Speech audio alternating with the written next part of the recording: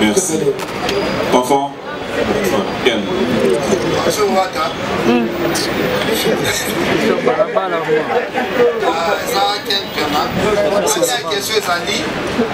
Posez la question, Moko, s'il te plaît.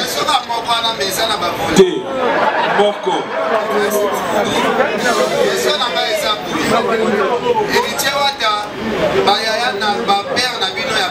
Génération, se mesuraka la stade de Martin, tout le monde a Shiba Beta Stade, ça après, il y a Papa Wemba au Kofi Olomide, la Simanae, le Monibe, Weranson, à Beta. Peut-être maintenant soutenir la CC, pas soutenir Mati. Non, concernant ça, c'est une décision. La question n'est pas ma réponse est qu'on va blesser même. Si je réponds mal et qu'on va blesser papa chéri, que vient là-bas de la forêt, après ça il faut même ma famille va remonter. Mais pour prendre la décision de faire mon concert au stade de Martin, c'était une décision personnelle. Mon concert c'est moi à l'affiche. Pour preuve, à au monde l'homme, au douté, au monde l'unité. Maintenant, cela ne m'empêchera pas et vous rabaisser là en rien de mettre en valeur les deux grandes stars de mon pays, les deux plus grandes stars selon moi, de mettre en valeur pour m'appeler ma chanson, pour nous vendre aux abats. Merci.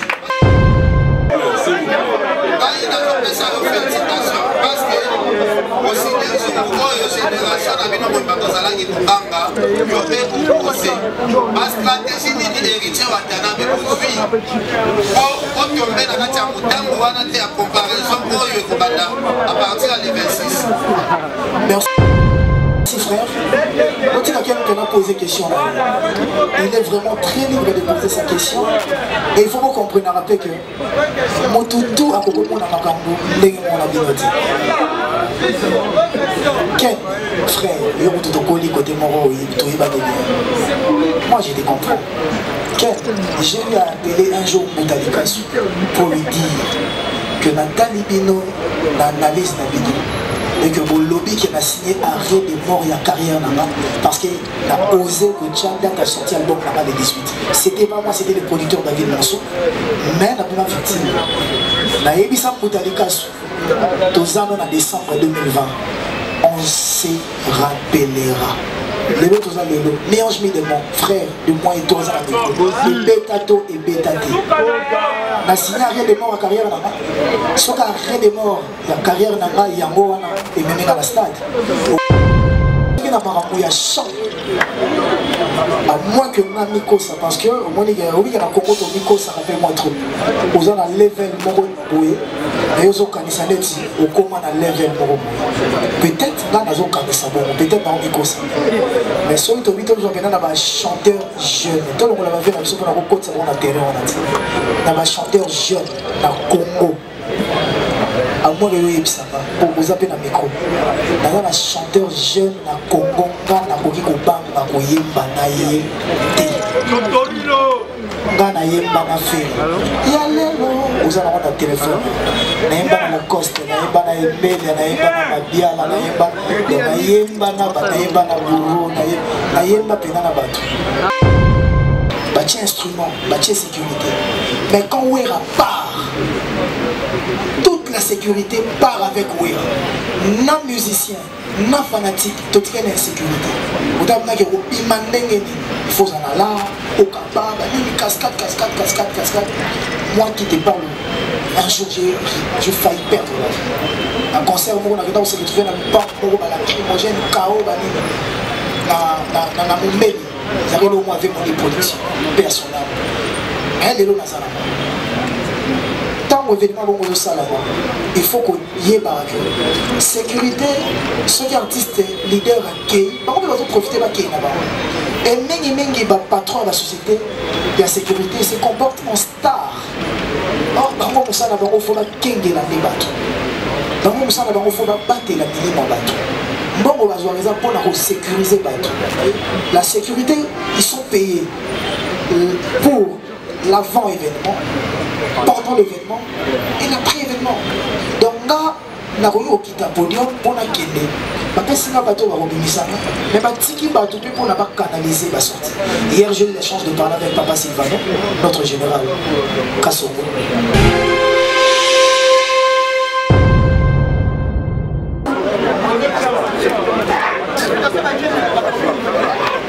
Nous ça tout c'était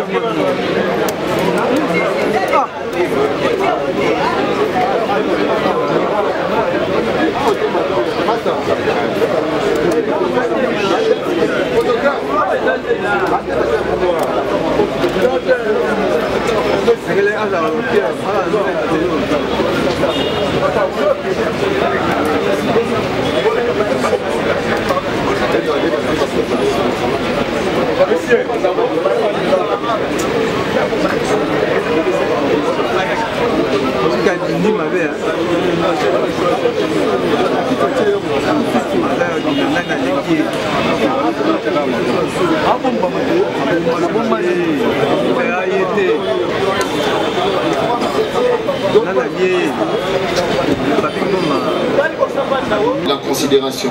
Merci beaucoup. Merci François.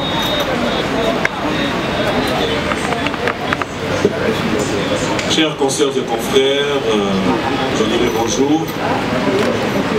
Tout d'abord, on devrait s'excuser pour ce petit léger grand retard. Comme vous le savez, on évitait un problème d'embouteillage chez nous et après le temps d'arriver, heureusement qu'on avait la sécurité qui nous a permis d'arriver à temps. Donc au nom de l'artiste, on tient à présenter déjà toutes nos excuses. Alors comme vous le savez, un jour, une date, un événement, c'est le 25 décembre.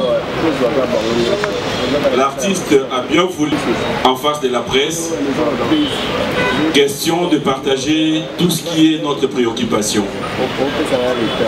Et j'aimerais bien vous rassurer, au-delà de tout ce que nous pouvons avoir comme question, nous avons tenu à ce que nous puissions rester sur l'événement du 25 décembre. Sur l'événement parce qu'il ne nous reste que 5 jours. Et dans 5 jours, nous avons besoin de vous pour pouvoir communiquer par rapport à cet événement. Et comme je l'ai dit au départ, j'aimerais encore une fois de plus dire un grand merci d'avoir répondu à cette invitation. L'artiste est là. Vous retrouverez qu'il y a les staffs devant. Il y a M. Paolo Tudilo qui est là. Il y a notre ami qui est, depuis un bon moment, il reste dans l'événementiel, Fanfan. Et il y a le représentant de ces très beaux cadres qui nous reçoit, Pigeon Vert. J'espère qu'on aura le temps d'en parler aussi. Alors, pour ne pas prendre beaucoup de temps, j'aimerais quand même donner la parole à l'artiste, peut-être un mot à tous les consoeurs et confrères avant de commencer. Déjà, bonjour à toutes et à tous. C'est un grand plaisir de vous voir si nombreux. Je ne m'attendais pas que ce soit comme ça, mais voilà, c'est déjà comme ça, donc je suis très heureux. Merci à vous, pas seulement parce qu'on est aujourd'hui ici à Bandal chez Pigeon Vert. Merci parce que vous avez commencé cette histoire avec moi. Lentement mais sûrement, je savais que ça allait aboutir à un très bon résultat. On a commencé par une grande campagne, puis nous on était partis, vous êtes restés pour travailler sur l'événement. Il y a eu cette histoire du carnaval motorisé, vous étiez là, vous nous avez accompagnés, vous nous avez soutenus. Et aujourd'hui vous êtes encore là. Je pense que les dimanches, vous serez encore là. Vraiment de tout cœur, je tenais à vous dire merci. Et j'espère qu'après les concerts, on va continuer encore à travailler ensemble. Parce que la musique sans la presse, je ne sais pas comment est-ce que ça peut arriver aux consommateurs. Donc merci d'être là et merci à tous ceux qui m'accompagnent sur ce plateau. Et merci aux producteurs, merci aux organisateurs, l'un des producteurs n'est pas ici, parce qu'ils n'ont pas eu l'autorisation de venir à Kim. Parce qu'on a deux producteurs. On a commencé l'histoire avec deux producteurs. On a Apocalypse Bella, sénateur des États-Unis, BM Music des États-Unis. Lui, il n'est pas avec nous. Gloire à Dieu, Paolo Tudilou, qui a fait plus de 3 déplacements. Il est avec nous. Aujourd'hui, sénateur de l'Angola, il est avec nous. Et Fanfan qui représente le comité d'organisation. Et merci à Pavi Mouma qui représente toute la presse, qui est votre frère et ami. Et merci à Pigeon Vert. Donc voilà, merci. Voilà, un grand merci. Alors j'aimerais bien que nous puissions parler le même langage. Alors j'aimerais juste qu'on s'entende. Je vais faire ce que vous allez demander, nous allons tous nous entendre. Nous sommes tellement nombreux que je sais, tout un chacun parmi nous voudrait bien avoir la parole pour poser une question. Alors je voulais quand même vous demander, on va partir sur base d'une seule question. On part sur la base d'une seule question pour aider que Moutounioso a posé question. Parce que ceux qui ont 2-3 questions, alors ceux qui pensent que tout qui est à la base des 2 questions, ça dépend. J'aimerais quand même qu'on... Pardon? Une seule question. D'accord. Alors, comme je l'ai dit, on va donner l'opportunité à tout le monde de poser la question. Ainsi dit, on va commencer. L'artiste est là. Kaki Akewa. Sans micro au Parlement. Fanfan, le micro, voilà. Il y a un micro. Vous vous présentez, vous donnez l'organe juste, et puis... Donc, au monde, tout le monde a une. Oui, oui.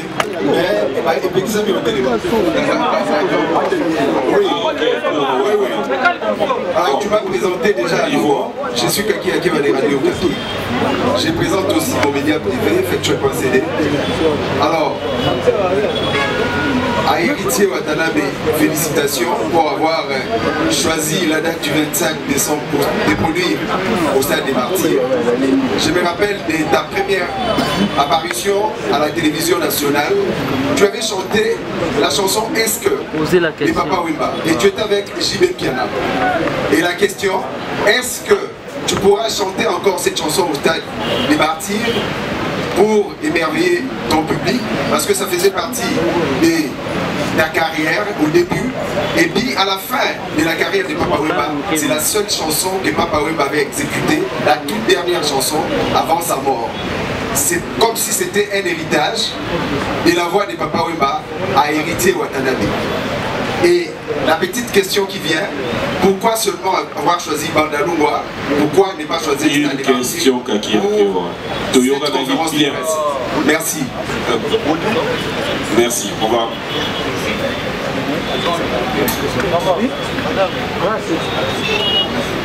Merci. Merci vraiment. Et Yoro Désert Rolobati, donc tu es un ancien de la presse. On se connaît très très bien. Et je suis très heureux de te revoir encore. Et vous n'êtes plutôt mon amitié. Déjà pour commencer, la chanson de Papa Wemba, parce que avant, quand moi j'ai commencé la musique, j'ai interprété Papa Wemba. Et il y a eu un moment quand je suis arrivé dans Oye Musique à Maison Mère, le phénomène Werason m'a demandé de travailler d'autres musiciens. Parce que ma voix, selon lui, n'était pas trop puissante. Je devais travailler King Kester et le vieux Madilu System pour un peu rendre puissante ma voix. J'ai perdu ce timbre-là parce qu'aujourd'hui j'ai un autre timbre. Mais je ne sais pas si j'aurai le temps de chanter cette chanson au stade. J'aimerais bien le faire parce que je commençais par là. C'est toujours mieux, c'est toujours bien de faire la rétrospection et voir d'où on vient pour mieux comprendre où on est et bien préparer où on va. Je sais pas, on a vraiment beaucoup de chansons dans l'album Retirada. On a beaucoup de chansons dans l'album Miange Midemo que les gens m'imposent de chanter. Et je ne sais pas si dans un concert au Stade de Martyrs, on pourra faire plus de 10-15 chansons.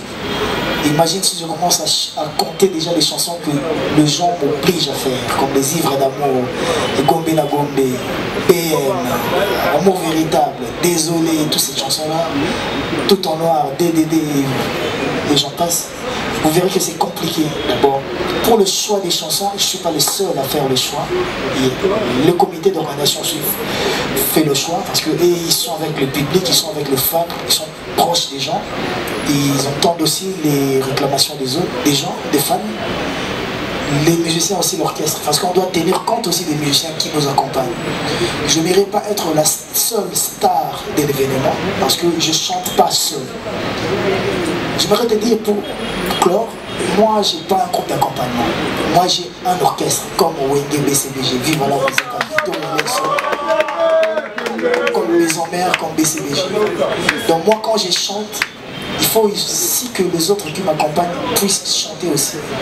Donc j'aimerais aussi chanter des chansons où il y a des solos vocaux pour que les autres aussi puissent avoir de l'espace, que leurs fans aussi le voient, pour que tout partager ces moments ensemble. Donc voilà. Et l'autre question c'était... Rapidement, pourquoi les choix des bandales? Le choix des bandales, c'est pas moi qui ai décidé. Le choix des bandales, c'est l'organisation qui a fait ça. Mais aussi, il faut le savoir, parmi les sponsors du concert, il y a Pigeon Vert. Pourquoi aller autre part qui est resté chez soi? Parce que Pigeon Vert, c'est chez nous. Pigeon Vert nous accompagne. Pigeon Vert a mis la main dans la poche pour contribuer à l'événement. Je ne voudrais pas aller chez quelqu'un qui n'a pas contribué pour l'événement. Donc voilà le choix de Pigeon Vert. Et je les remercierai toujours. Voilà. Non, on aura tout le temps, je vous promets.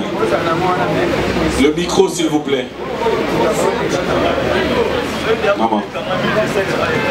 Donne un pacho.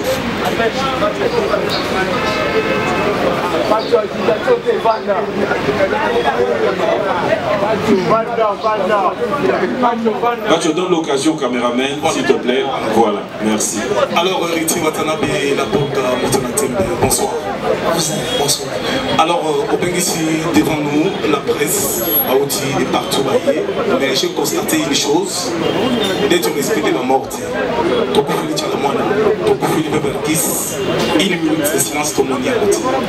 On ne reste pas mort. Ma question est celle-ci. Héritier Watanabe la Pouka Motonatembe, on s'est préparé à conséquence pour affronter le 25 décembre. Parce que Osaka a 2 albums, Osaka a 4 ans. Il y a carrière, il y a la team de Wata. Est-ce que vous avez la force pour vous aller dans ma cambo pour vous retourner sa stade? La première des choses, troisième des choses. S'il te plaît. Ma cambo c'est important pour Toyo Kanagi bien à demi de poser 2 questions, ton moko. Tout ce qui sera bon. Et je m'excuse mon cher confrère, on va comprendre maintenant. Ma cambo est très sérieux. Excellence, monsieur l'ambassadeur, Héritier Watanabe, vous avez un stade. Jusqu'à maintenant, ma vente de ma billet, ils allaient chaud, ils allaient vraiment faible. Nazara qui n'a pas foule à lobby, la bouteille n'a pas chef coutumier, tout solo lit. Mais, Tokei, ils sont mortos pendant que sont batiqués, la katia totale, il y a une peine. La Masangambila, exact. Watanabe, Sugola. Denga de la forêt, Denga papa chéri, papa Samaka. Merci. Voilà, cousin.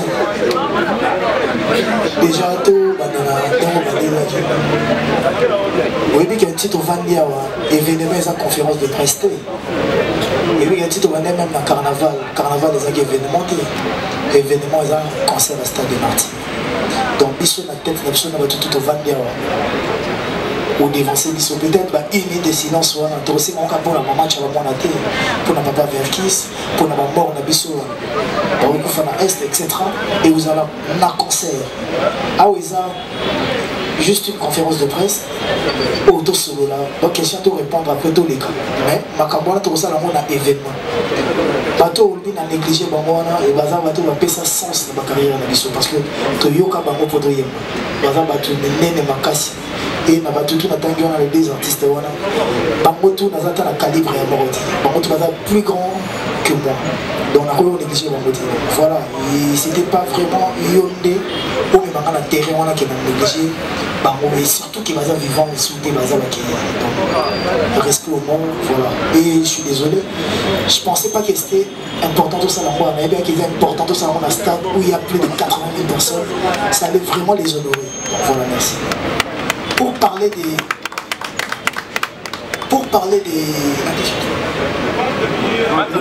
le vent des billets, la station, il faut aussi que c'est pas dans toutes les stations totales des points de vente des salariés. Au moins, il y a une station totale où on a une boutique ou la station totale où on a un pot, un camion, on a un pompe. Vous comprenez? Donc, si on a côté dans la boutique, on a CD, parce que tu as pardon, billet pour te recevoir un billet, tu peux essayer un pompiste. C'est pas leur travail. Leur travail, c'est vendre le carburant. Donc, les stations totales ont des boutiques. La station totale est dans un magasin. Et sur lequel on a beaucoup de billets. Plus que ça, net dans la station totale à Lemba, il y a 24. Les gens habillés sont aussi là. Ceux qui ont l'eau, on a PC dans aussi. Beaucoup de billets. Il y a des choses à comprendre. Et quand ils appellent boulot, on a pensé dans l'andelara. Batekaki billet wapi ezali, billet wapi ezate. To billet wapi kotaki, billet wapi silaki. Moi, mon rôle, mon travail, c'est chanter et danser. Laissez aussi que votre comité d'organisation va l'année la macambona, parce que ceux qui n'ont pas l'année la macambona sont dans instrument, dans la sécurité, dans la polluant, dans la lumière, dans la écran LED, dans la publicité, dans le panneau, pour le panneau, je suis au foot là, je suis dans les matins pour exemple à retard, je ne peux pas suivre 2 livres à la fois, la type des artistes, donc je suis à la comité. Ceux qui vont côté, je suis au côté qui va biaisater, d'ailleurs, ils ont le droit de tout réveiller, donc ils doivent l'amener là, parce que vous pensez à ça sur le ménage. Moi je suis prêt pour chanter et danser. Au lobby d'un nana Luka, papa chéri n'a pas seul. Papa chéri a un orchestre. Oui, ma soeur a un orchestre. Pas dans un orchestre. Concert où tu as des armes, tu as des orchestre. Ce qu'il faut bien papa chéri, tu as bien ma soeur. Il faut bien pour un concert. Il faut bien pour la benga déjà depuis Kalakala. Dans la banque déjà depuis Kalakala. Concert dans ma mais le roi de l'Euphorie m'avait dit une chose avant. Au Lingaki qu'on relevait la défi. Tu l'as fait avec tes albums, tu l'as fait avec tes concerts. Aujourd'hui tu es au stade de Martyr, bats-toi. Quand Papo Botayo artistiquement, à émission Bunda. C'est pas parce qu'il y a Boy côté là, ou parce qu'il y a Boy qui aidé. Non, peut-être parce qu'elles ont mon accueil, tu es capable de faire quelque chose et que les autres vont prendre juste conscience. Et je pense que ceux qui. Il faut la scène à aide pas des rois de l'Euphorie, papa chéri. Il faut la le bon. Bon, je pense pas ceux qui font la scène en haut, il faut la bête et non.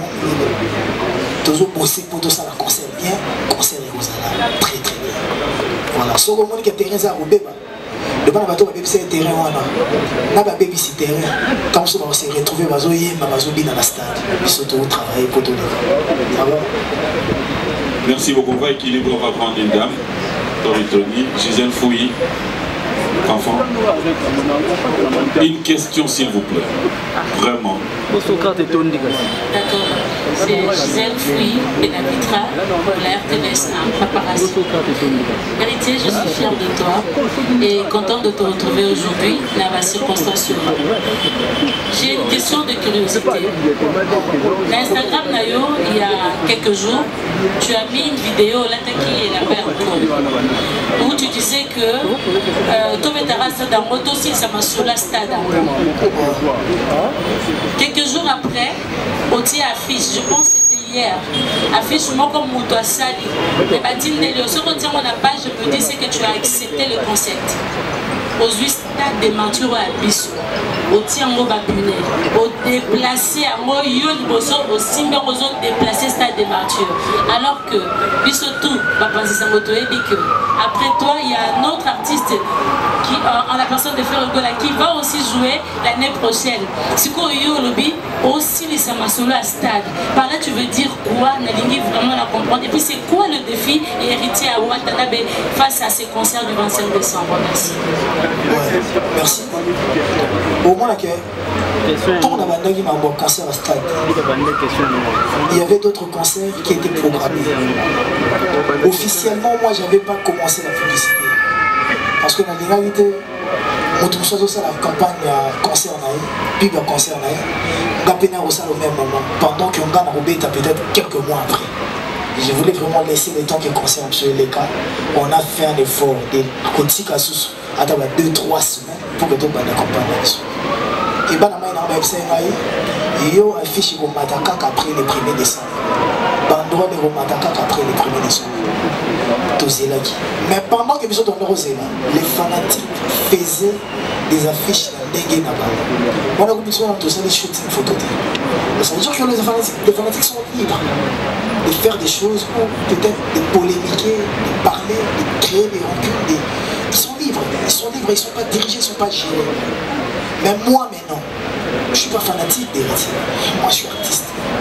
Donc je suis fan de ça de l'eau aussi comme on a essayé ici. Parce que quand on a une boule, on a des stades entre les gens qui ont été routines. Quand on a une boule qui est routine, on a une commission qui est à la sambre, on a pour les rois de la forêt, on a un stade de Béli, on a un cadeau à cadeau, il y a un cadeau anniversaire à Noël. Tu routines, on a un petit champ, on peut avoir un champ, on a danger la stade, tu as un terrain bécatef, tu routines, on a tout ça, on a un béton, on a un côté comme un béton. Mais quand on dit que toi aussi ça m'a sur la stade. Moi je vends le pain. Pourquoi tu veux que je fasse la publicité des sardines? Je vends le pain. Pourquoi on a la publicité à spaghetti? Pourquoi on se route à la farine? Non. Moi je vends héritier.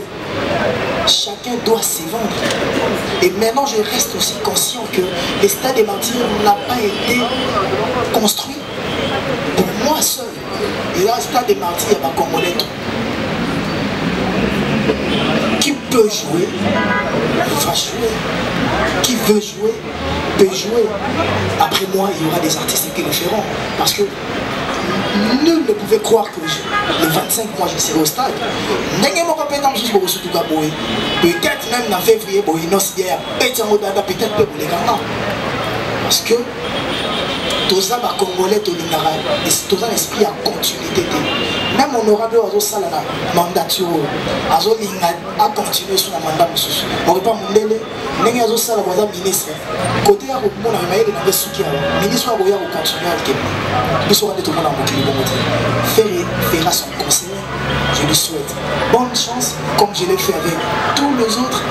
Moi, je suis un artiste au Nakota, on va terrain ma peau, on a un bêta. Il faut ma bêta. Tant que ma bêta, il m'a bêta. Vous comprenez? Donc voilà, tant que on a pour héritier et non pour créer ma cam. Pas tout le monde pour bêta stade, bêta stade. Mais aussi il faut se le dire. Pour bêta stade, il y a facilité. Tant qu'on a annoncé qu'on a cancer, on peut. N'est pas au la stade de l'eau, n'a pas organisé là. Tant annoncé qu'on a des morts. Le stade, les aussi dans le budget, si je ne me trompe pas. Il y a plus de 500 000 $, 400 000 $, 500 000 $. Donc, ce qu'on vend au mettre à stade, parce que sponsor a ça au PTO au Yoganaki. Il faut y couvrir. Producteur pas autant non, la publicité est. Donc on comprend que ils ont des canaux. Avant de parler des autres, on parle de nous. Et pour aussi éviter des polémiques inutiles. Voilà, merci. Le défi pour ces concerts, bien chanter, bien danser, faire un très bon spectacle. Même dans le carnaval, la tendance est à héritier tout autre, on dit stade Oyemba. Oyemba, à niveau moro, tout autre, on dit Bina, Corée. Ça a un niveau moro. Imagine que, on a ma propre frère, on a un orchestre qui est en Afrique. Vous savez ce que ça m'a coûté? C'est sur la tête. Et après, les gens qui va mission, ils ont les bandes de ma famille, les bandes de ma problème, ils sont plus concentrés. Et je pense qu'ils sont prêts à le faire. Et le plus grand défi, c'est la sécurité. Tout est OK. Voilà, Jonathan. Merci. Jonathan Millard et Digital. Bonjour Héritier. Salut. Bravo pour ce challenge. Et tout comme moi, tu sais que Franco Lombo Makati, qui est le vieux entraîneur de la société congolaise, Pascal Rochon Taboulay, on part quand même. Je n'aimerais pas aussi beaucoup parler parce qu'on n'a pas beaucoup de temps. Mais s'il faut juste rentrer sur le concert de Wenge Musique à Maison, Wenge Musique à 4x4 BCDG, ils avaient nulle part dit que Héritier ne prendra pas. C'était une surprise. Bah, laissez-nous la primaire, les dire en live le jour J. Qu'est-ce que ça sera? Donc on ne veut pas tout dévoiler. Je ne sais pas si c'est là. Après, il faut voir aussi leur agenda. Je ne sais pas si c'est là ou si c'est pas là. Mais jusque-là, je ne suis pas mieux placé à dire qui sera là, qui ne sera pas là. Mais pour être clair, dans mes calculs, il y avait Inospi, mais il va manger avec les orphelins à Goma. Vous verrez que peut-être tu veux avoir quelqu'un, mais cette personne-là aussi est star. Cette personne-là aussi est occupée. Cette personne-là aussi a son agenda. Et c'est pas facile d'avoir tous les gens que je veux avoir. C'est pas facile pour moi. Mais Inch'Allah, comme on dit, vous allez voir ce qui sera, ce qui se passera. Isaac Maï. Merci beaucoup.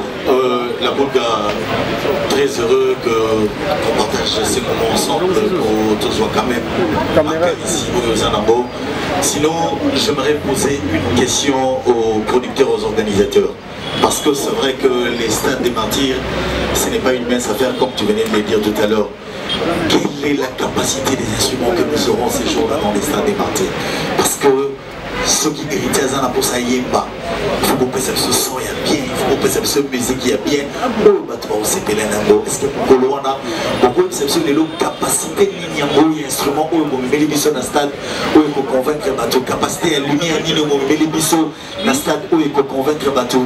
Et puis dans ça. Derrière je vois Koui, trace, pigeon vert et consort. Héritier, pour un sponsor et Pelé Balandi au Ténasima, pour un si grand événement où il y a une date, il y a les 25, tout le monde est là, tout le monde a un sur la société, il y a la communication, tout le monde est là, tout le monde a la société, mais sous il y a Minéné, on dirait, tout le monde accompagné au Ténasima. Merci beaucoup.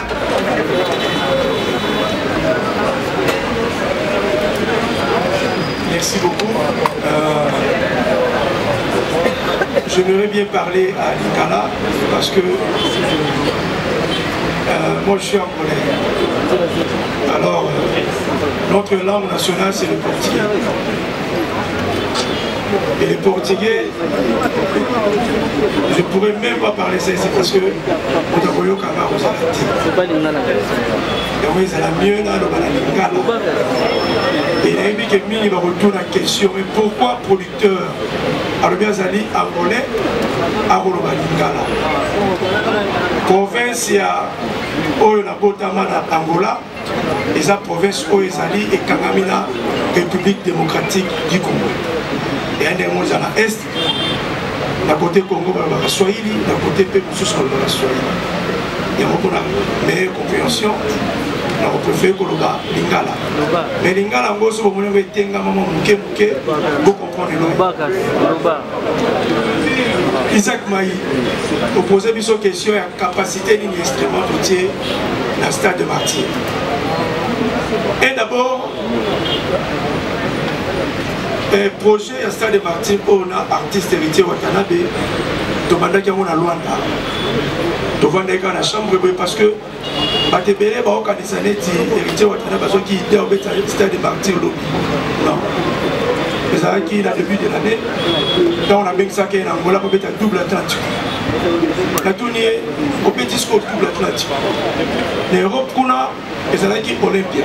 Par contre, malheureusement, oui, les Kanaki, mais le petit caca, merci Nanzapé. Si vous êtes sous l'Europe, vous êtes ici, vous êtes sous Nini.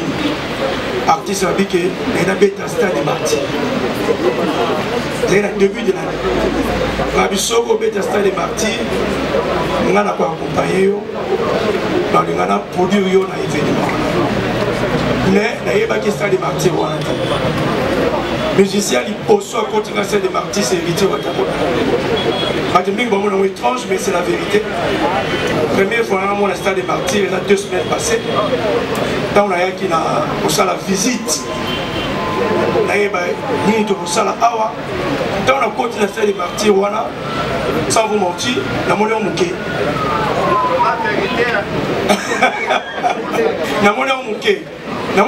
Pourquoi?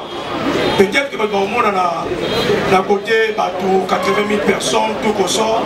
Dans le sens, il y a organisation au Salaguna. Côté déjà, instrument, ça qui visite pas le Congo démocratique, et on va dire que le Congo va instrumer Zalité. Le Congo va instrumer Zali. Mais tout le monde qui est instrument, il y a na rumba congolaise. L'instrument, il y a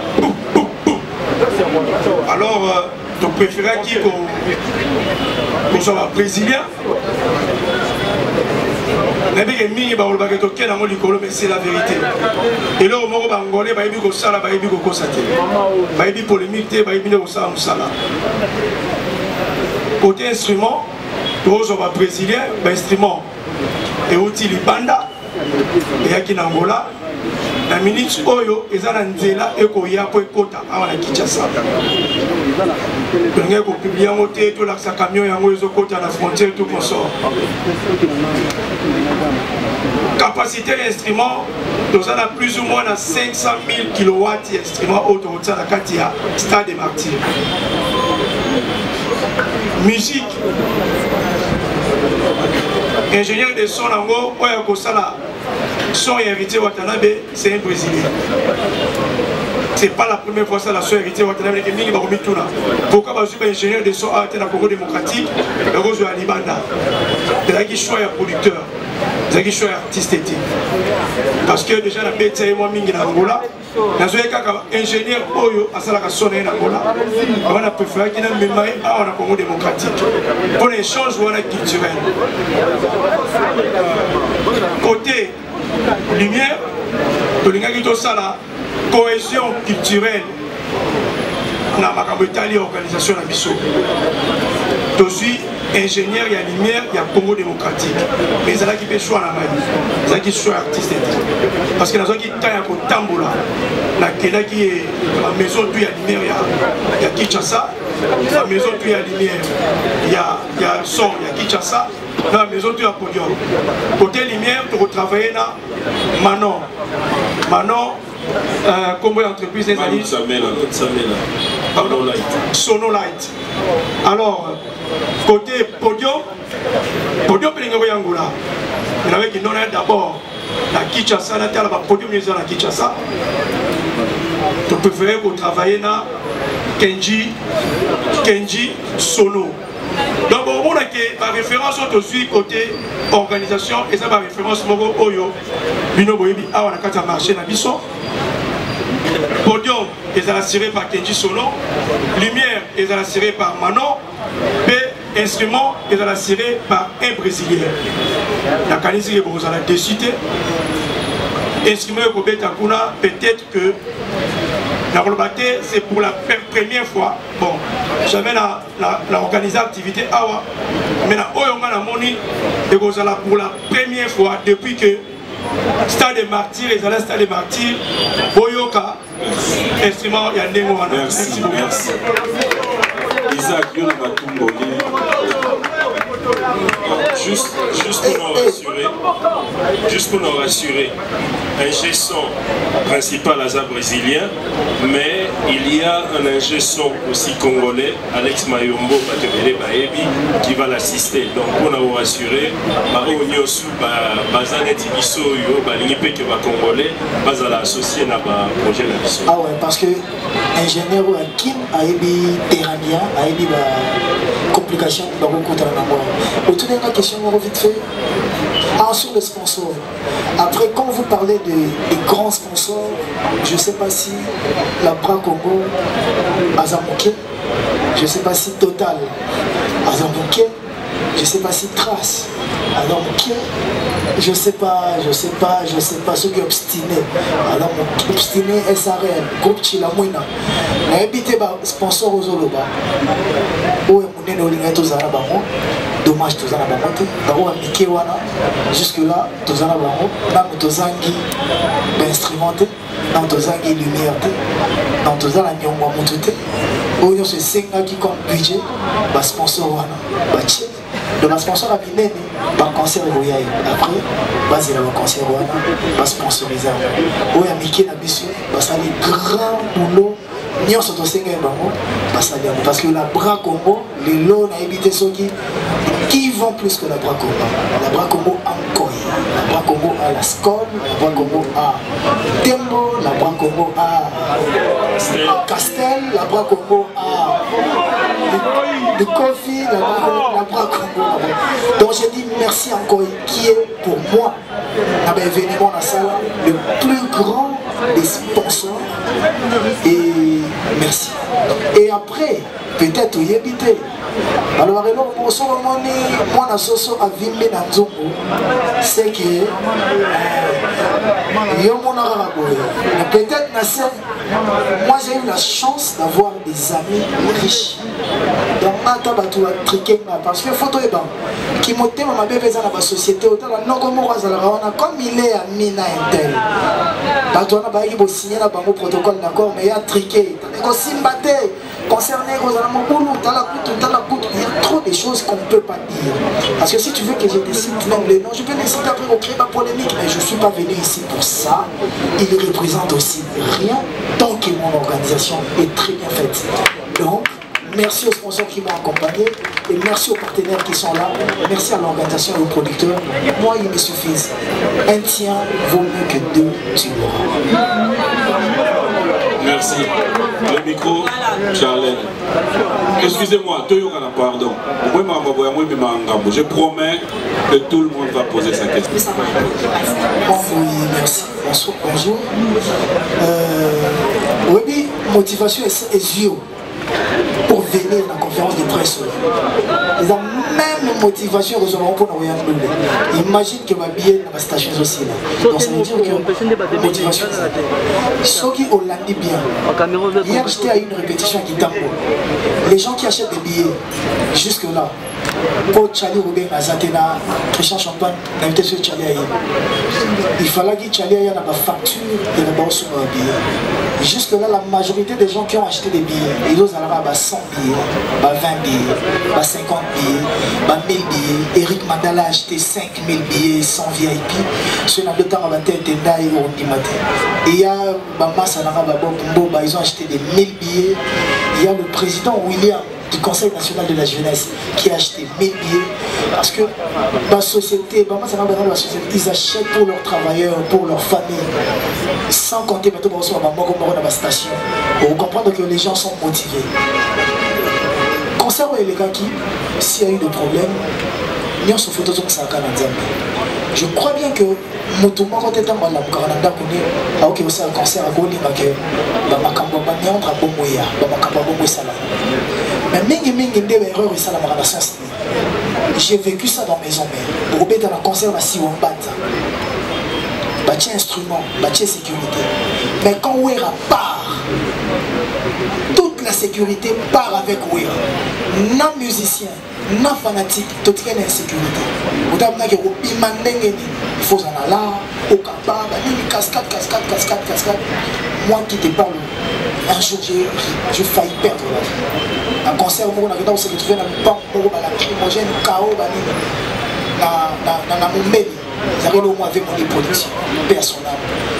Elle est là, tant événement il faut qu'on y ait la sécurité, ceux qui artistes, leaders, par contre, ils vont profiter de la et Mengi, patron de la société, de la sécurité, se comporte en star. Or, il faut qu'il la débat. Il faut battre la milieu pour sécuriser. La sécurité, ils sont payés. pour l'avant-événement, pendant l'événement et l'après-événement. Donc là, na koyi okita podium pour la kende. Bapesi na bateau va robinisa. Mais batiki bateau pour la canaliser la sortie. Hier j'ai eu la chance de parler avec Papa Silvano, notre général Kassongo. Il m'a parlé de ça aussi. Et Barossa a effort déjà. La porte, nions sur le stade des martyrs, ils sont ouverte. Et Barossa avec eux, il n'a pas accompagner bateau, la cocota. Va sécuriser bateau pendant les concerts. Parce que papa vieux monsieur ça pendant les concerts.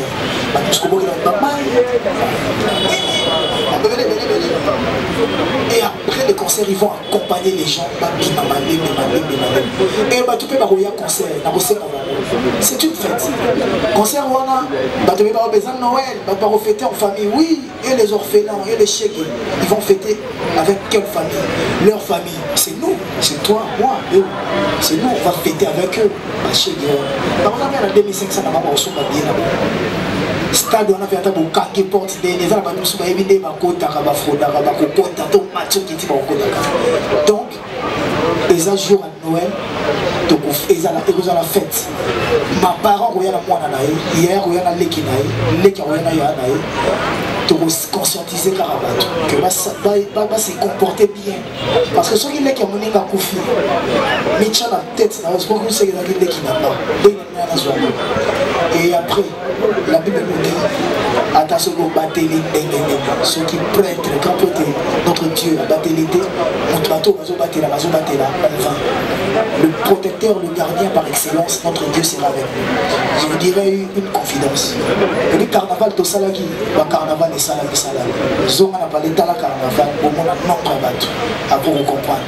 Mais dans le carnaval, je ne dirais pas qu'il n'y ait pas eu de dégâts, la voiture est Bukanaki. Mais il n'y a eu aucun mort.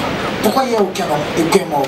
Parce que moi, en quittant Djobour, en rentrant ici au Congo, j'avais fait un vœu à mon Dieu. J'ai dit, mon Dieu, je ne vais pas boire pendant le mois de décembre. Je ne ferai rien au mois de décembre. Oui, alors vécu dans la tous les jours. Et l'on vit dans la tous les jours.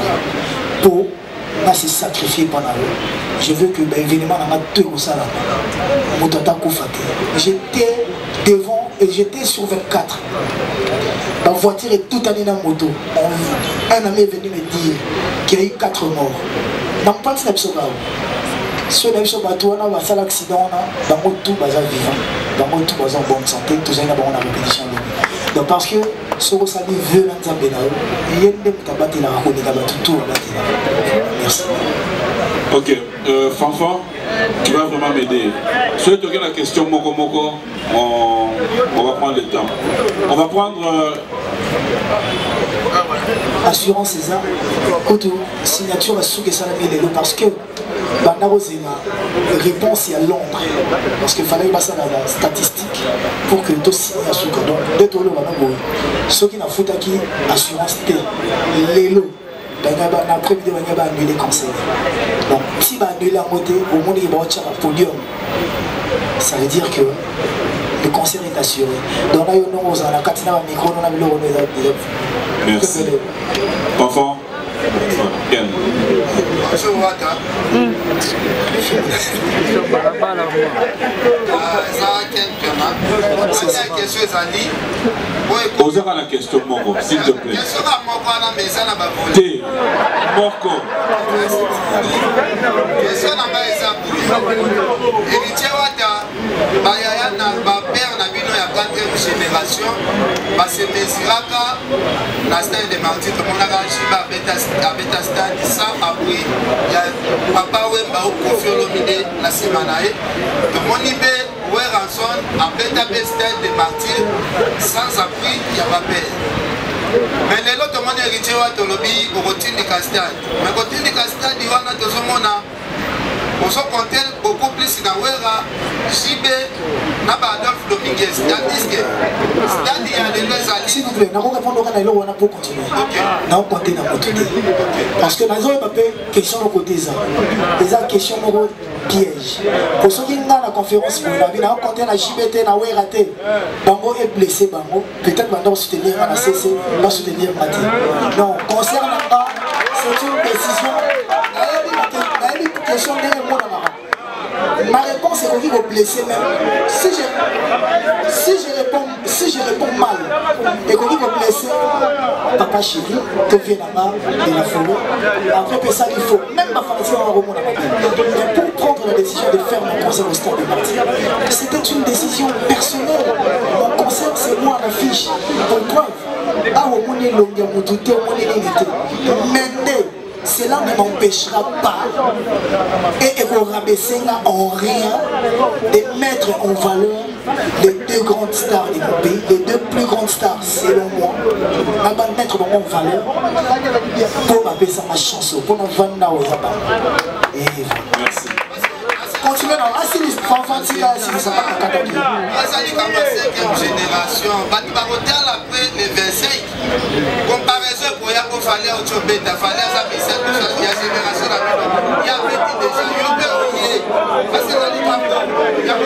s'il vous plaît, il est libre de poser sa question, on est en démocratie. S'il vous plaît. Il a fait ça aux félicitations parce que aussi des génération a bien dans bazala qui banga, yo pe opposé. Ma stratégie ni héritier wa tana be aujourd'hui. Pour tomber dans la mutambo wana te a comparaison pour yo kobanda à partir de 26. Merci frère. Quand il y a quelqu'un qui a posé question là, il est vraiment très libre de poser sa question. Et il faut que vous compreniez rappeler que Motutu a kokomo na makambo ndenge mona binoti. Quel frère, moi j'ai des comprends. J'ai eu à appeler un jour Boutalikasu pour lui dire que Nathalie Bino n'a analyse Nabino et que mon lobby qui a signé arrêt de mort et carrière parce qu'il a osé que Tchanda a sorti l'album là-bas les 18. C'était pas moi, c'était le producteur David Monceau, mais la première victime. La Ebissa Boutalikasu, tous ans en décembre 2020, on se rappellera. Les autres ont les lots. Mélange de mon frère, de moi et toi, et Bétato et Bétaté. La signé rien de mort à carrière là-bas. Ce qui a rien de mort, la carrière là-bas, il y a mort et même dans la stade. Pour vous comprendre que quand on veut bien faire les choses, on le fait. Moi, quand j'ai fait mon concert ou quand j'ai sorti mon album, j'ai visé personne. Par concert, il est mis avant moi. J'ai dit félicitations. Moi, quand j'ai fait mon concert, ils ont défié ma bétité. Ils ont défié héritier. Héritier. Est-ce que tu es capable de bien faire ou de faire quelque chose? Et dimanche, ceux qui héritiers sont capables de faire quelque chose. Maintenant, la polémique, qui ne va pas polémiquer, qui va pas bien. Toyemba koleka, tobina bien, tout ça la koleka. Mais moi je suis mieux, je suis mal placé, pardon, de polémiquer sur des événements pareils. Mais il y aurait tenu que l'idéologie il fallait que tu mettes le stade parce qu'on est la dernière semaine, à la dernière semaine. Tozela et Coca. Même carnaval, le dit bah tu peux dans le maquet. Si carnaval est aussi battu, moi j'ai un carnaval il y a dans la vidéo, n'est-ce pas? Mais pour ça il y a une analyste, on a évacué nos comparaisons. Il fallait qu'il y ait un jour dans le carnaval de tout le monde cha-cha-cha. Pour ça il y a une analyse. Quand ça vous arrange, vous faites des analyses. Quand ça ne vous arrange pas, vous ne le faites pas. Mais nous on est habitués, frère, nous on est habitués à le prendre comme ça. Même dans bateau, quel peut-être me vend plus mieux que peut-être Binox parce que même dans l'attaque, les autres things fanatiques n'ont pas prouvé qu'elle va belé. Donc voilà que je le prends pas mal. Frère, l'idéologie nous les a prêts. On va voir après les concerts. Rendez-vous les 26.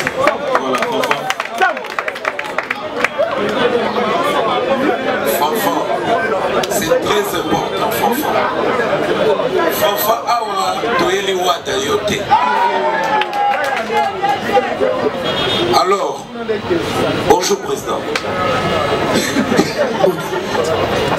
Président, le vélo, avant toute la question. S'il te plaît, s'il te plaît, on est vraiment pris par. Si, je sais. Oui, s'il te plaît. Tout le monde a eu le temps. Non. On va pas commencer à discuter. Ok, c'est bon. J'aimerais vraiment. Ok. Pour tout le vélo, album est le 18 décembre. Mutalika Oyo Benaka, Alobara qui au ciné arrête de mort. Mutalika Zutenabi, la analyse na bino. C'est moi qui ai fait la promotion sur internet des Mi-Ange Midemo. Tout le monde a aimé à moi. Si on a toute la question,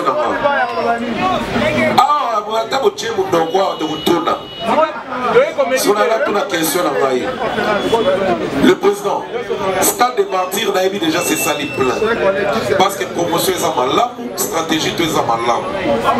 La maison de production et vous l'artiste, vous s'arranger après concert ou pendant les concerts ou Kilimobimba et vivre live dans yo.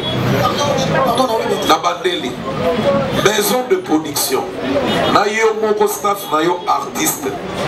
Vous s'arranger comment? Pendant les concerts ou après les concerts ou Kilimobimba ou bazo s'attendre à concert ou va vivre l'événement en live. Soit parce que ma concert est belé betami et l'équipe kakaboye tout monde version propre dans mon temps. Est-ce que vous arrangez pour qu'il va vivre live dans mon version propre dans moi après événement tout comment? Parce que l'eau avec qui tu les as pas battu. C'est ça ma question. Merci beaucoup. Merci Mouta. Déjà, l'événement tous en la trace. Une grande chaîne où on a la visibilité mondiale. Et je pense que vous allez bien. Et après pour les images, Fanfan, pour les images il y a. Bon, il y a Trace, on a une équipe qui travaille. Il y a une équipe aussi. Il y a ce tali live sur le net, parce que peut-être qu'à tout par rapport à Yanné, dans une équipe, il y a captation d'événements, donc de reçoit son, la qualité, c'est pas pour rien que le producteur a matos, il a jeté, de reçoit son. Ceux qui inquiétude, ils à côté on a l'ongo là et en haut parce que tout ça est à disposition. Bah rejoins-moi en live sur le net et après bah après événement parce que stratégie d'ambition à travail est ça avant, pendant et après. Et ce dans tous les aspects organisationnels. On a que le banaro ça va détailler sauter sinon on dirait de petite promesse toujours le bas. Nous on préfère que bah y a le 25 bah je vais billet dans bango va s'installer dans ma VIP bah hier na pigeon vert bah je vais billet dans bango à la VIP tout à la grand public bah qui est dans ma station totale biso na bino to total là si ma tobet à l'isolo le 26. Et dans le club de l'Orno, tout le monde s'en a pété. Ils ont un site, ils ont une machine où ils ont une fréquence. Oui, le stade, oui. Même le stade, on n'a presque pas de connexion. Oui, tu as même l'aéroport, tu as un drone. Mais drone, ils ont jamais du collègue à 1 mètre. Parce que au bombardement, ils sont à l'aéroport en Chili. Donc, drone, c'est comme une arme. Donc, comme un repos, il y a un drone militaire. Donc, il y a un stade et l'aéroport, la voie du peuple, et il y a une bombe explosée. Donc, comment éviter? Donc, si on voit ça la live dans le stade, vous allez compliqué pour l'État que l'on connexion, ça a raté. Connexion, ça a compliqué. On va te le dire. Après, on peut pas faire autrement. Fanfan.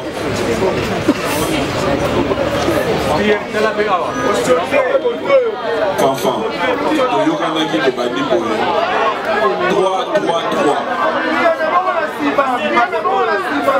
Maman déjà, je suis à ma suite. Mais moi je me dis, non, il faut montrer la moto dans la penchant. En même temps, ça, il a choix. Comment s'appelle l'artiste? J'ai des frères dans ma famille qui sont pas fans d'héritier. Pourquoi dans le bateau, on a dans la famille, Renaissance, mais ça choix. Mais même à tous les gens, Tant que les qui musique n'a pas allé, au Tchaki Radio, je pense pas qu'il y a une musique à artiste. Tant que il y a une musique à Moutou, tu calcules même pas. Mais dès que c'est un peu qui nous vit. Donc voilà, moi, le bon côté où on va apprécier Rachida, on va continuer dans ma boue parce que jusque-là, on a mes couilles ça m'a dit. Et orgueil, qui danger, qui monnaie. Na mon arrivé au porter les matés. Na bima banda 1998 99 babaye banga na Kinshasa ti le loko mona ngeta mama. Donc il va buta ba kana zalana ba. Imagine. Merci. Voilà. Bato la ba banderole les épelés na Kinshasa eza onga na maticité. O batu kutu na yebi mutu na makoloté. Na eza ba nzamba chelo boko batu mo ba toucher mitema na bango. Donc voilà, je leur dis merci. Merci. On reste sur ces rangées. Franck Stémaï, Popol, Tony. Une question s'il te plaît, et puis on va ramener le micro derrière. Merci. Bonjour Lydie. Merci DG. Félicitations pour les projets. C'est Franck Stémaï et Africa Info. Ma question c'est de savoir...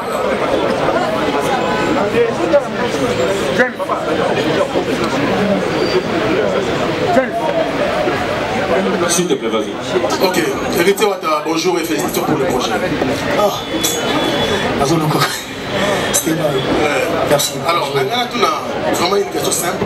Est-ce que tout le monde va considérer l'État, mais il y a les 30 jours, parce que par règlement, il y a des périmètres qui vont. Est-ce que Ouattara a posé la Pérouse et quelles sont les dispositions qui sont prises pour que Ouattara la Pérouse? Ma vie est sur la Pérouse, c'était comme à 2 points des mesures. Et les lots, il y a Fouachi Béton. On a des points de mesure. Il y a Fouachi Béton, le président de la Bango, il y a Bisso, il y a Bisso tout. Donc voilà, donc je crois que Marope Samango, pour les qui sont déjà, donc on va être la Pérouse. Mais, tout est à citer. Bon, on a un concert à Wenge. Ils ont des mots à Bisso. Concert à Wenge, ils ont un prix Moussous. Concert à Wenge, ils ont 2500 francs. Ils ont 5000 francs. Donc, si on a 5000 francs, on a divisé par 2. Au Tchèque, 2500. 2500. Nombre de bateaux dans la gradin. Au petit moment, on a C. Scandale, des morts. Donc, Wenge va être très cher. Ils ont plus cher que nos concerts. Et peut-être, il y a un mot. Limita qui bon ils à la bombe. Donc voilà. La disposition nous sur la prise. Wana mon côté de sécurité n'a pas été assez sur ça.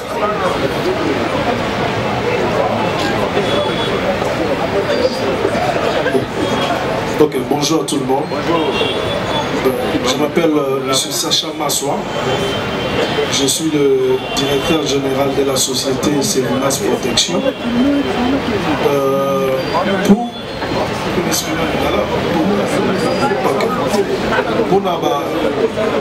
Pour la consoeur, sur le plan sécuritaire, nous sommes une société qui a déjà l'expérience sur Event et Stade, à qui on ne va pas travailler déjà seul. Je vais mettre un point sur ça pour bâtonner sur Baïeba. Le patron de l'événement du stade, c'est la police premièrement. Nous, en tant que société et à gardinage, nous venons faire l'appui à la police. Déjà, on est à point du Bosso Batoubaïba. En passant, nous saluons notre général, le général Kassongo, celui qui est le responsable. Donc nous, la société du gardinage, on va travailler en collaboration avec la police. Même ces jours-là, c'est la police qui va chapeauter l'opération. Nous, nous serons là pour écouter l'ordre qui sera établi par la police. Donc, pour le plan, c'est dans le stade, dans la pelouse. Donc, pelouse, et vous allez juste pour la VIP. Et tous ces VIP, on aura une équipe où, premièrement, il faut encadrer la pelouse. Deuxième équipe, et vous allez veiller sur les personnes. Oui, pelouse et vous allez bâcher, et vous allez couvrir. Donc, condition, on va faire ça pour utiliser l'espace, il faut couvrir. Donc, sur le plan sécuritaire, tout est déjà bien planifié. Nous serons avec la police, nous serons avec le service de police militaire, nous serons avec l'association de tous les sportifs du Congo. Ils seront là avec nous. Donc on sera avec tous les services, l'ANER, on sera avec la police des polices, juste pour faire que l'événement ait les cas bien. Merci. Okay. Merci beaucoup. Il y a le micro. Tony Coco, Koutouala, RTGA. Ouata, d'abord félicitations, congratulations.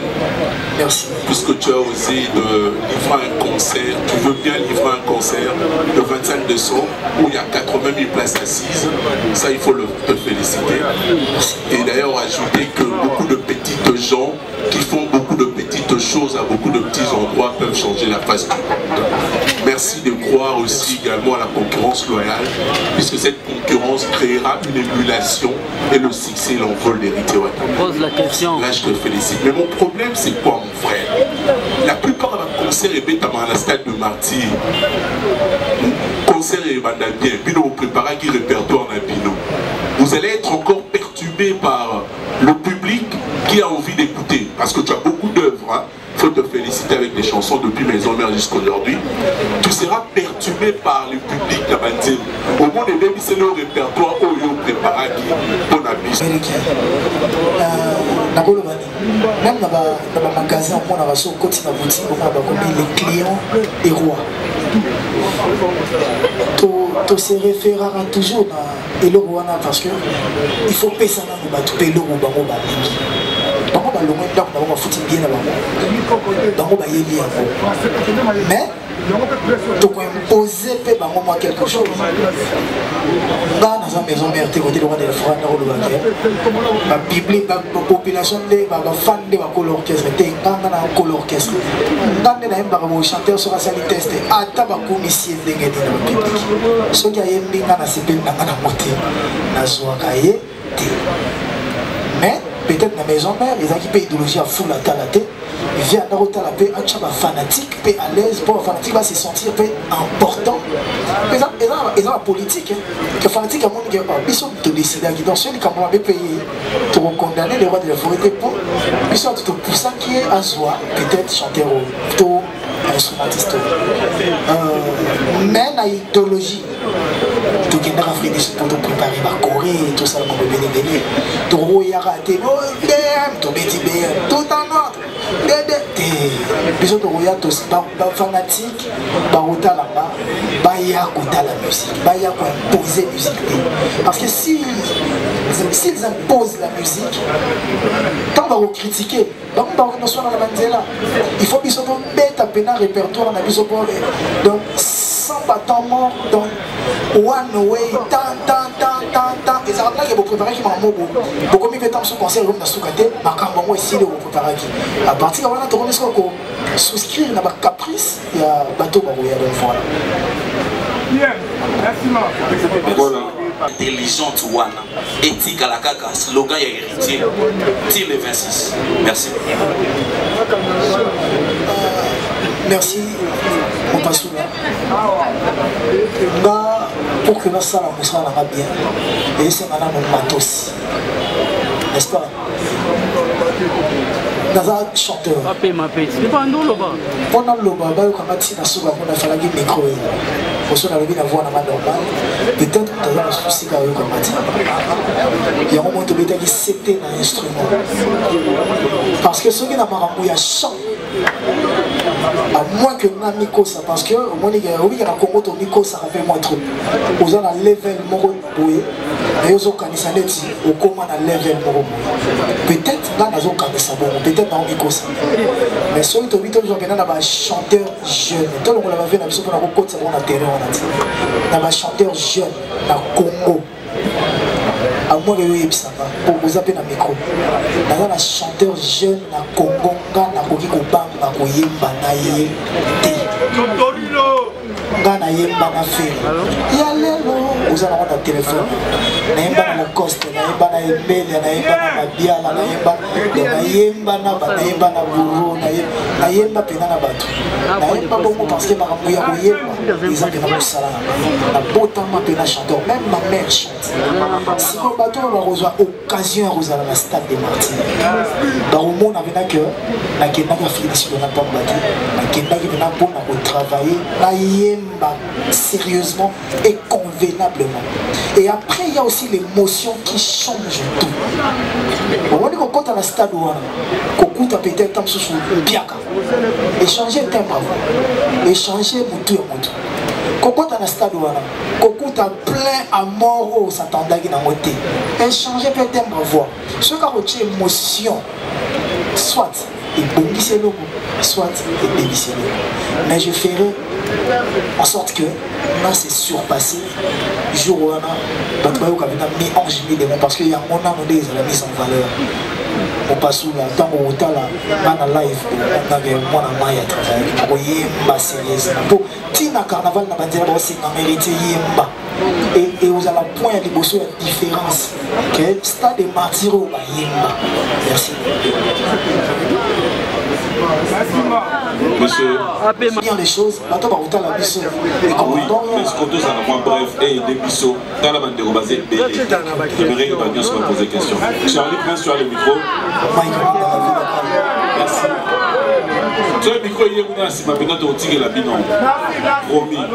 Et puis Sacha Mas, qui est patron de la sécurité actuellement ici dans la ville province de Kinshasa. Héritier, question n'a pas déjà mais il faut expliciter un mot bien. Tu as presque tout fait. En concert, il y a les bandes, il y a Kati, il y a Salamine, au Béti, aux autres bien. En écoutant ton producteur, à Tumakio et l'Oboni Tigre Naosala, au Lobagi, Stade des Martyrs. Héritier, Stade des Martyrs aux autres bêtes la biso.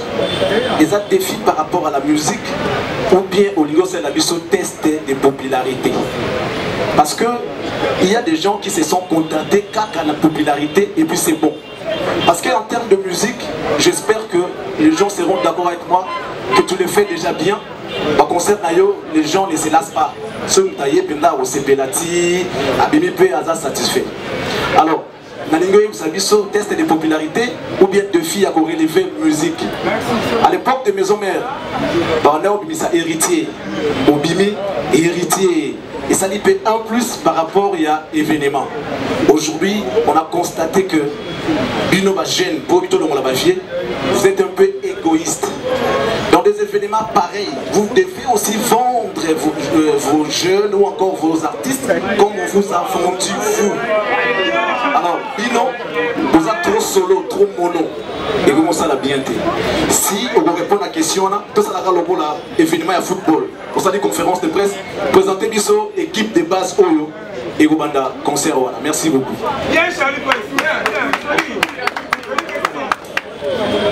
Question d'émotion ceux qui testent la popularité. Ceux qui testent la popularité, la saga dans le carnaval, tout le temps, qui est chassé au Biba, tout le monde qui parce que Bato Belé donc ça prouve que je suis populaire. Et ma popularité ne date pas d'aujourd'hui. Quand vous avez héritier, ils ont un Gabon, ils ont un Braza, ils ont un Zambie, ils ont partout en Afrique parce que je fais presque toute l'Afrique avec le roi de la forêt. Là, on a évité celui de Rotambola, le pays national limitrophe en Congo, qui s'en a montré et qui a eu Bambate. Je vais vous sur le 100%, ils ont peut-être 5% ou 10%.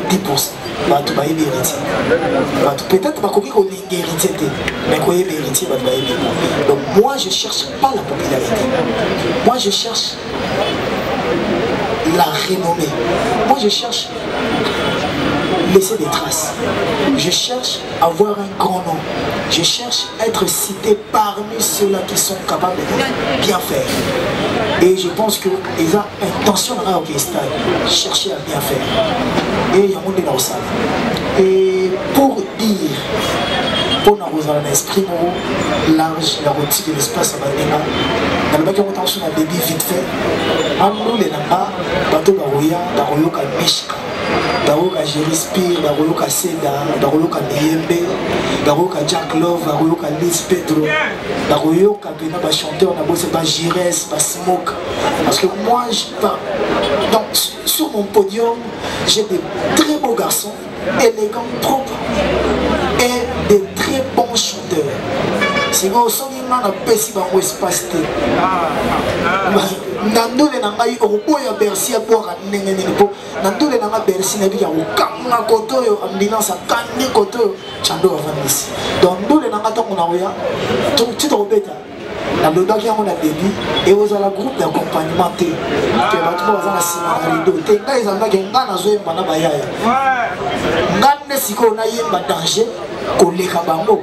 On a des biens que on a bomba ba moté na bomba. Voilà.